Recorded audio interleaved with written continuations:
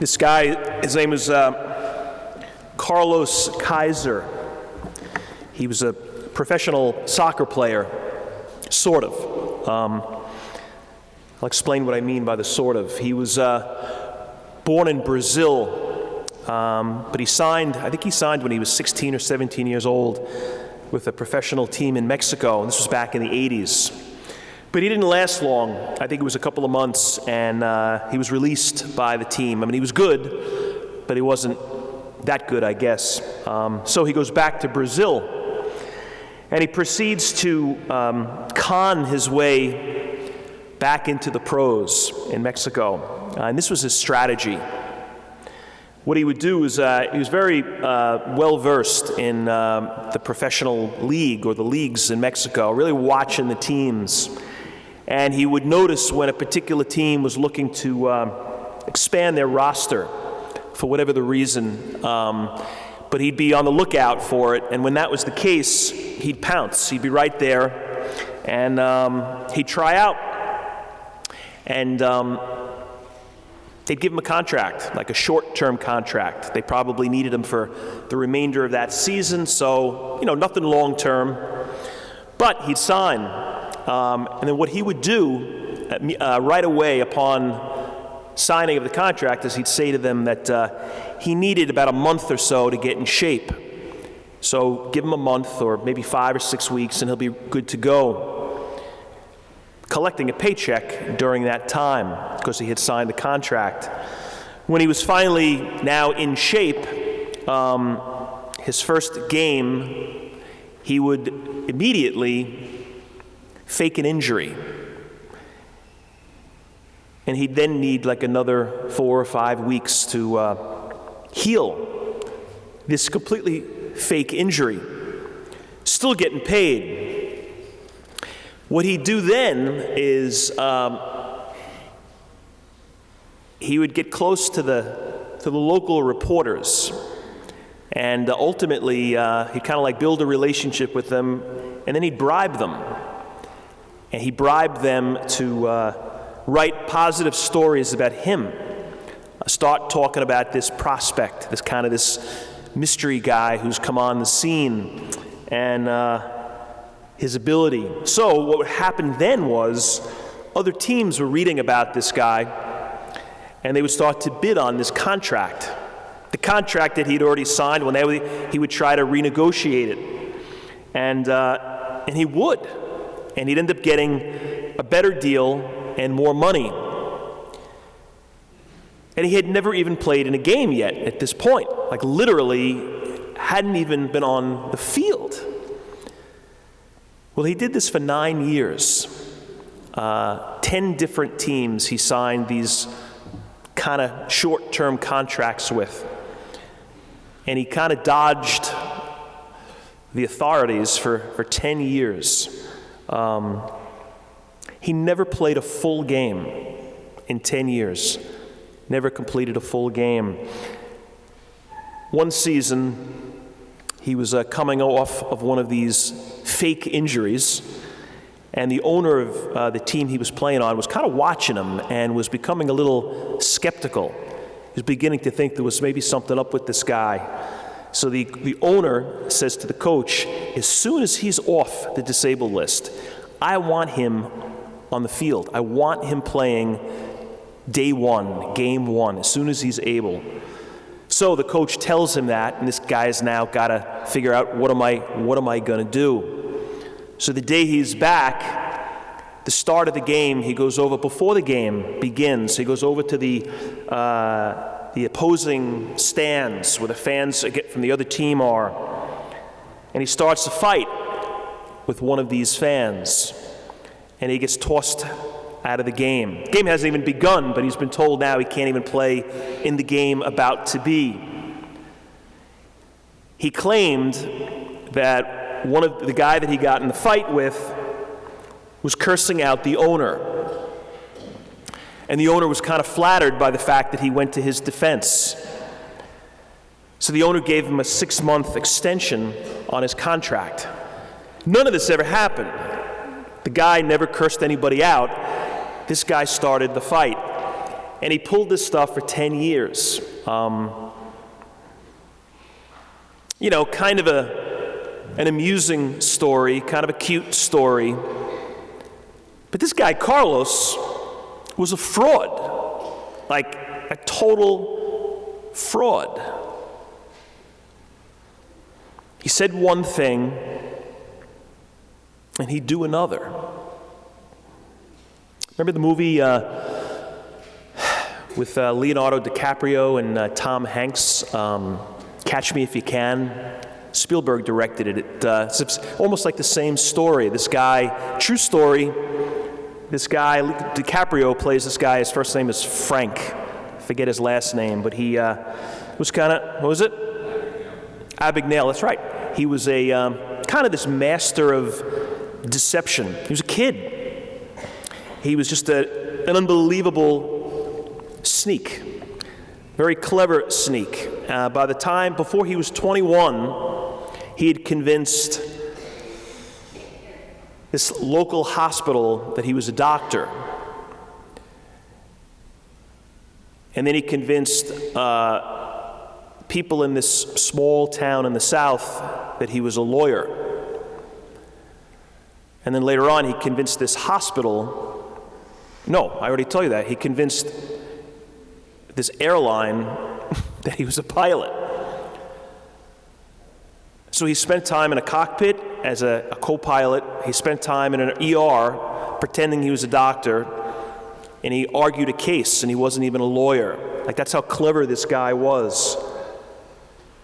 This would happen for years at a time, and then he'd get caught, even went to jail a few times, and then he'd get out of jail, and he'd have another scheme. He was like Carlos, the fake soccer player. They're just not what they claimed to be. They pretended they were somebody else. Let me listen to this again. This is Jesus. Beware of the scribes who like to go around in long, fancy robes. Look at me. Look at how I look. Look how special I am. Look how important I am. And they accept greetings in the market. They accept seats of honor and places of honor. And then they take advantage of the weakest and the most vulnerable, the widows who had almost nothing. They rip them off. And they justify it with long prayers. Well, what does Jesus say about them? They will receive a very severe condemnation. Man, some people are just very good at being fake, aren't they? Jesus didn't like fake. Fake is what angered him the most, I think. I think if you took all the gospel stories and you kind of calculated when was Jesus most often really annoyed, really angry, really most frustrated? I think it was when he was dealing with fake people.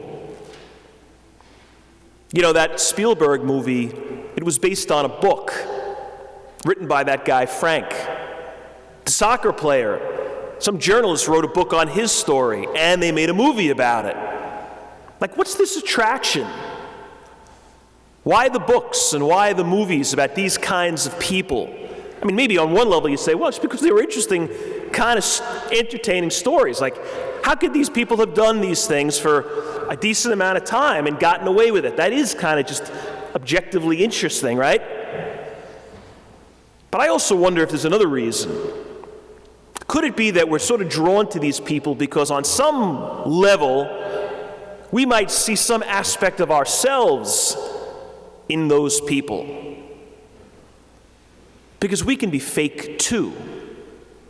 And maybe we like these stories because we think, all right, I mean, I know I'm fake, but I'm not as fake as that guy. I'm not as fake as the soccer guy.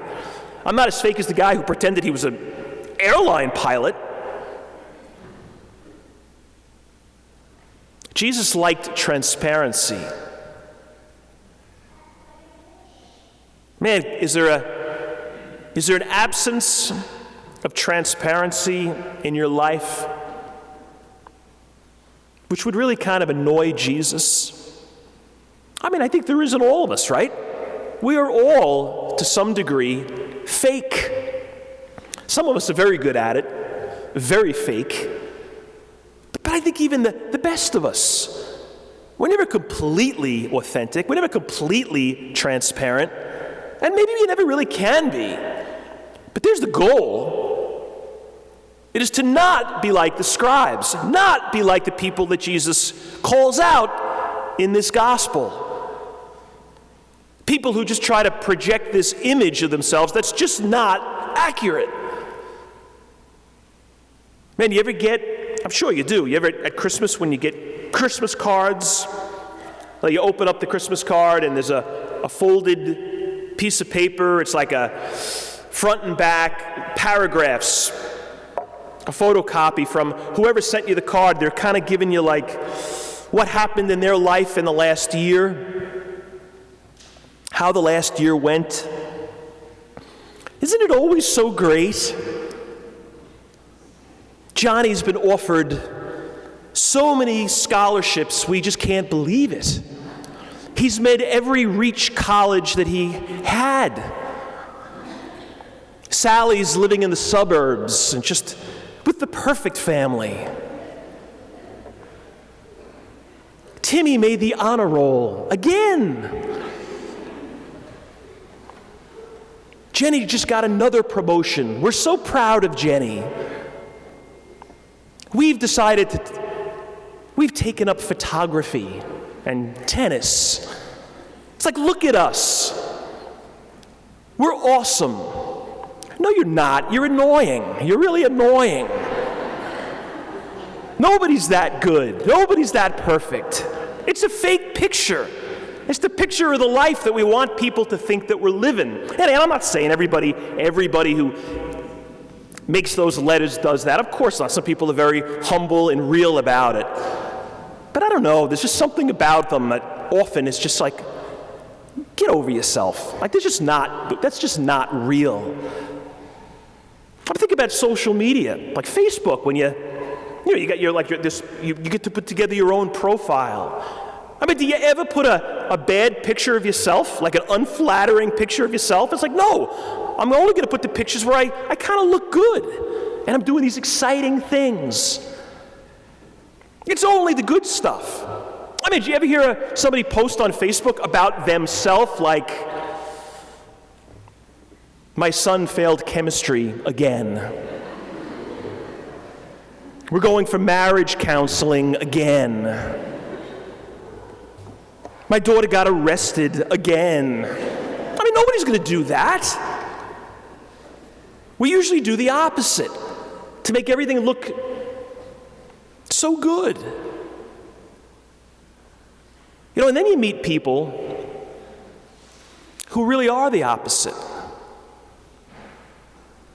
Like what you see is what you get. It's so refreshing, aren't those people? Like they really are transparent.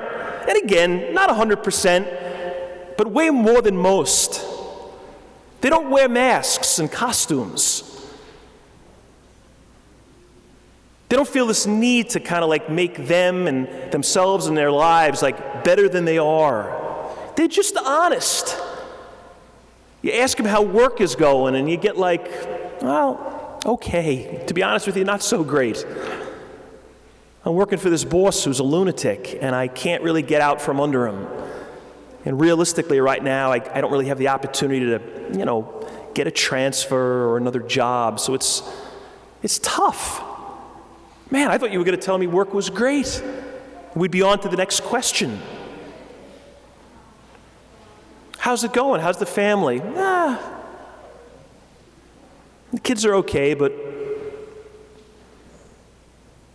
one of them's keeping me up at night. Another one's dating this guy who's just a moron, and I'm worried about that. One of them is just not as mature as he needs to be, and it's kind of taken him years to get out of college. He just can't seem to focus, and they're just so honest.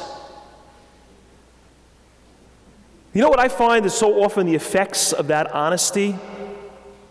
We respond with similar honesty because it's so disarming. We're like, yeah, my life isn't so perfect either. Some of my kids are making me crazy. And I'm having a tough time here and there. It becomes like this very sort of supportive conversation. It's just real. He hated fake, and he loved authentic. You know, listen to this. This is written by a priest, this experience he had. Several years ago, I was approached by a man who asked me to be his spiritual director. He was in his mid-40s, and he almost everything about him radiated a certain health. He just seemed to have it together. I mentioned that he seemed to be in such a good space when we met. He said, yes, I actually am. I'm feeling really good. But it wasn't always that way. And he goes on to explain. This is what he says. I haven't always been in a good space in my life. In fact, it's been a long struggle to get where I am today. For more than 20 years, from the time I left high school until 3 years ago, I struggled with addictions. 2 of them in particular, alcohol and sex. I had them enough under control that I could essentially hide them from my family and my friends and my colleagues. As well, I never acted out in a very dangerous way. I was addicted, but I still had good control in my life. At least I thought I did. The problem was I was living a double life, showing one life to my family and friends, and living another life secretly. I never missed a day of work, and I was always able to function at a high level professionally. But my life slowly began to fixate around those addictions, hiding them, lying about my activities, protecting my privacy, daily anxiety. I functioned decently within my work and my relationships, but my mind and my heart and my real attention were focused on something else, my addictions. I'm not sure what the exact trigger was, since there were a number of things that happened almost at the same time. My father died. I had a couple of near escapes in terms of being discovered, and some just simple shame. But 3 years ago, I went on a retreat to a monastery, and I had the courage to go to confession, and I spoke with the priest. He suggested that I get into a recovery program. In fact, I should get into 2, one for the drink and the other for the sex. I took his advice, and all I can say is that it's completely turned my life around. I've been sober now for 3 years, and the best way that I can describe it is that now I see color again. Nothing feels as great as honesty. I've never been this happy. I'm now living in the light. You know, since I've been down in Long Beach, 9 years now, I think I probably had 6 or 7 funerals where people died of opioid overdose. At least 6 or 7. It might even be a few more. It's very interesting when you meet with the families. It seems to me, my experience has been, they react in one of 2 different ways. Sometimes they're very open about it. They acknowledge it right away, no secret. And they're okay with me talking about it, at least in kind of an appropriate way. It's easier for me because I don't have to kind of dance around kind of the elephant in the room. And then sometimes you get other families where it's not quite so open. They don't really explain what happened. He was 28 and he died in his sleep. Nobody has an explanation. They really do, but they just don't want to talk about it. So they're very mysterious. Listen, people have a right to grieve the way they want. They have a right to their privacy. And if they want to respect the deceased in a certain way, it's their right and their business. You have to honor that. But I would tell you this. When people acknowledge the elephants in the room, when they acknowledge sort of the struggles a person had, sort of the demons that plague them, there just seems to be more freedom in the church. Because I think potentially people are being helped. There's just more freedom.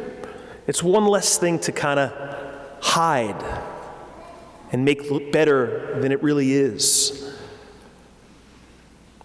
I think it's what Jesus pushed us toward and railed against with the religious leaders in particular, because there was such little transparency. They were just so fake. You know, that guy who went on that retreat, the guy who had the addictions, I love what he said there. I'm now living in the light. I've never been this happy. Nothing feels as great as honesty. I mean, one more time, can you think of just one part, one piece, one aspect of your life, maybe as an individual, maybe as a family, that's sort of lacking transparency? Too many masks, too many disguises. Some part that's not living in the light. Go after that. Find the light and live in it.